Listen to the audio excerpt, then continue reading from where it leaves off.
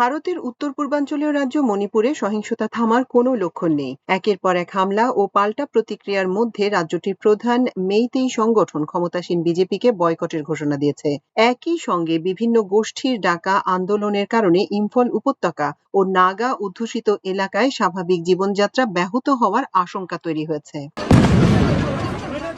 সংবাদ মাধ্যম the Indian express বলছে, ভারতের মণিপুরে চলমান সহিংসতার মধ্যে রোববার প্রভাবশালী সংগঠন coordinating committee on Manipur integrity রাজ্যে ক্ষমতাসীন বিজেপিকে বয়কট করার ঘোষণা দিয়েছে। একই সঙ্গে বিভিন্ন গোষ্ঠীর ডাকা বন্ধ কর্মসূচির কারণে ইম্ফল উপত্যকা ও নাগা এলাকায় স্বাভাবিক জীবন ব্যাহত হওয়ার আশঙ্কা দেখা দিয়েছে। ইম্ফল উপত্যকা ভিত্তিক মেইতেই নাগরিক সমাজ সংগঠনগুলোর সমন্বয়ে গঠিত কোকোমি জনগণকে বিজেপি বা তাদের নেতাদের কোনো কার্যক্রমে অংশ না নেয়ার আহ্বান জানিয়েছে। পাশাপাশি মুখ্যমন্ত্রী ইউ নামখেম চাঁদ সিং কেন বেসামরিক নাগরিকদের ওপর হামলা ঠেকাতে ব্যর্থ হয়েছেন এ বিষয়ে বিস্তারিত ব্যাখ্যা দাবি করেছে সংগঠনটি। কোকোমির জ্যেষ্ঠ সদস্য শান্তা নাহাকপাম সাংবাদিকদের বলেন, এটি এক ধরনের স্বেচ্ছাচারী সরকার, কারণ তিনি রাজ্যের কোনো সম্প্রদায়ের নাগরিক সমাজ সংগঠনের সঙ্গে যুক্ত নন। তিনি কিভাবে চলছেন তা খুবই ব্যক্তিকেন্দ্রিক। নার্কো সন্ত্রাসী ও জঙ্গিদের অবাধ চলাচল এবং নিরীহ মানুষ হত্যার মূল ইস্যুটি তিনি ভুলে গেছেন। তিনি আরো বলেন, কোকোমি ও রাজ্যের মানুষের মতে আদিবাসী জনগোষ্ঠীর বিরুদ্ধে তথাকথিত প্রক্সি যুদ্ধ মোকাবেলায় কেন্দ্রীয় সরকারের কাছ থেকে কার্যকর পদক্ষেপ আনতে ব্যর্থ হওয়ায় বিজেপির সবাই দায়ী।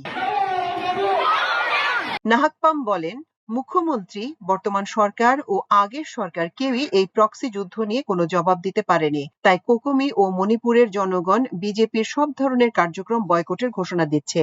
আমরা সবাইকে আহ্বান জানাই, বিজেপি বা তাদের নির্বাচিত প্রতিনিধি ও নেতাদের কোনো কর্মকাণ্ডে অংশ নেবেন না। সাম্প্রতিক দিনগুলোতে বিষ্ণুপুর জেলায় কথিত কুকি সদস্যদের বোমা হামলার প্রতিবাদে ইম্ফল উপত্যকায় ব্যাপক বিক্ষোভ হয়েছে।